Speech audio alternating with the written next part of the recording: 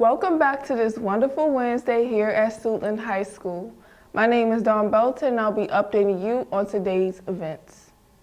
Theater will be holding a play Thursday and Friday. Please come out and support our theater department. Join us for our Northern Virginia Regional College Fair on April 3rd at the Eagle Bank Arena, located on George Mason University.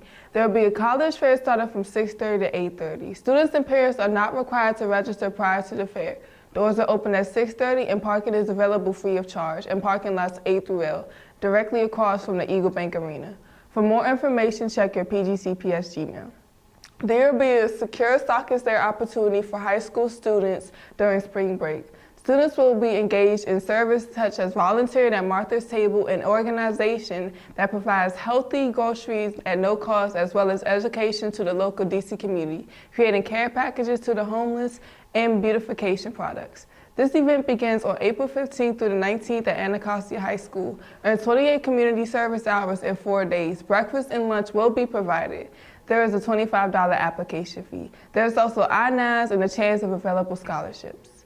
The word of the day is turmoil. Turmoil means a state of extreme confusion or agitation. A sample sentence for turmoil will be, in the turmoil of the fire drill, Jackie had forgotten where she left her wallet and cell phone. I am Dawn Belton reporting from WRAM TV, but before we end our video, we would like to show you a video called Ms.Booker, edited by Jordan Allen. I hope you all enjoy this video and have a great day. My name is Brianna Booker. I'm 31. It's my 10th year at Suitland. I teach Spanish and psychology.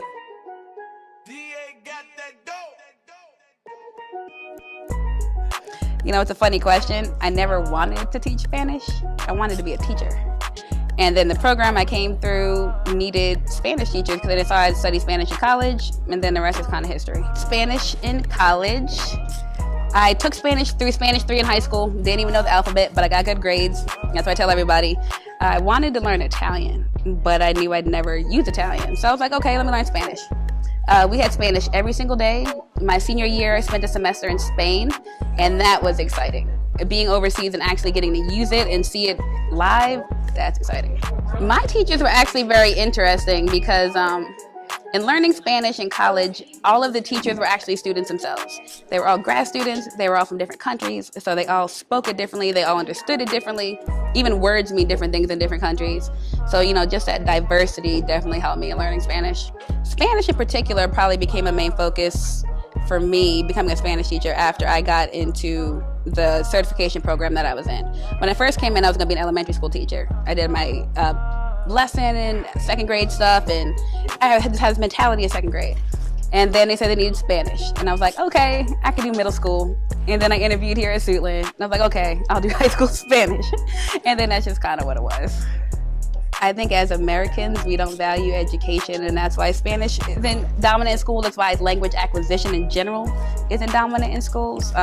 You know, in a lot of other countries, they start doing it in middle school, and they get a third language in high school. And here, it's just a thing to pass to graduate. It's not something that's done meaningfully like it could be. When I first started teaching in Prince George's County, especially here at Suitland, the population was like 90-something% Black. There were almost no Latino students. They definitely weren't in my classes because I did lower level Spanish. But over the last decade of teaching, I see it changing. There are a lot more Latino students in my classes. They're usually the oldest of their families, so they still have all their younger family coming in. You just see it when you go down the street, like everything is bilingual now. Everything is just, in this county in particular, it matters. I think learning a second language is important for everyone. I think Spanish is important for y'all in this county and in this country because Latinos are the biggest minority population. There are more Latinos than Black people. You know, Spanish comes from Latin. You all can use that when you're a doctor, whether you're a lawyer, or a whole lot of other things you guys are doing. And you know, it's a history, it's a people, it's a culture, it matters. I think you find that Spanish can help a lot of younger people in any environment because you'll find that the older generation isn't learning English as much as the younger generation is. So for example, I had to call a parent today for another teacher because the mom doesn't really speak any English, even though her daughter spoke English perfectly well and everything.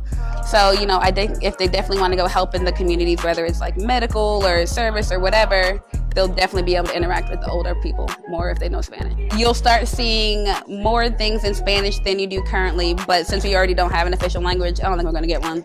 But I think you'll start seeing a lot more Spanish services, more bilingual things, more interpreters. Like this is probably the first school year where we need an interpreter here at this school because of our population.